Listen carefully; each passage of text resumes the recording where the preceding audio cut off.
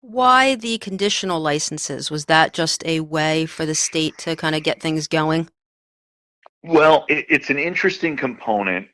New Jersey's a home rule state, so start there. And from the statutory, sort of efforts, trying to move around home rule would have been the third rail of politics. So, allowing a cannabis dispensary to be open in a town without town approval really wasn't politically palatable. But what the conditional applicant is advantaged with, and these are income caps. So, if you don't have the resources to hire a team of lawyers and lobbyists to go figure out where you can go in a different town, or you don't have the resources to hold real estate right now, is another expensive component to a cannabis application.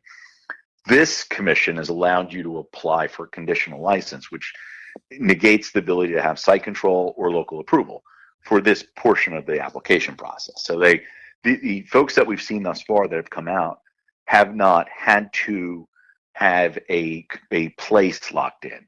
And the idea here is they come out, they get an award now, and they can go around to a town and say, we've been blessed by the CRC. We are going to be licensed if we can find a place and we can, get open. And it also is the ability to attract capital into the game then with an award as you're, a little further down. So that's the model. We're going to see how that ends up because we actually got real world ability to track it now with the applicants that have been awarded thus far.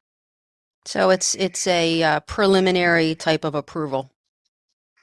It is, and it's an experiment, by the way. I mean, there's been some criticism thrown at this. I like the concept, but what you also have is a bunch of annual applicants that have done their work and they've tied up land and they've tied up approvals. Some towns have limited the amount of licenses that are going to be granted out on a local level.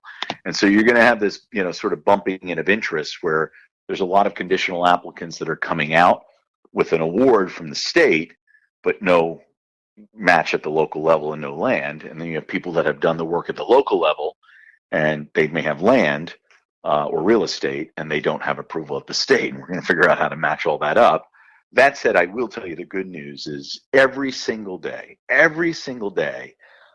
since adult use and even before then, we're seeing more and more towns opt into this now. The experiment is not been as scary. The retail traffic has been not only manageable but beneficial for towns that had their downtowns decimated during COVID. So there are going to be lots more fresh opportunities out there for people that are coming out with an award that may not have, had a town that even had opted in at the time they applied.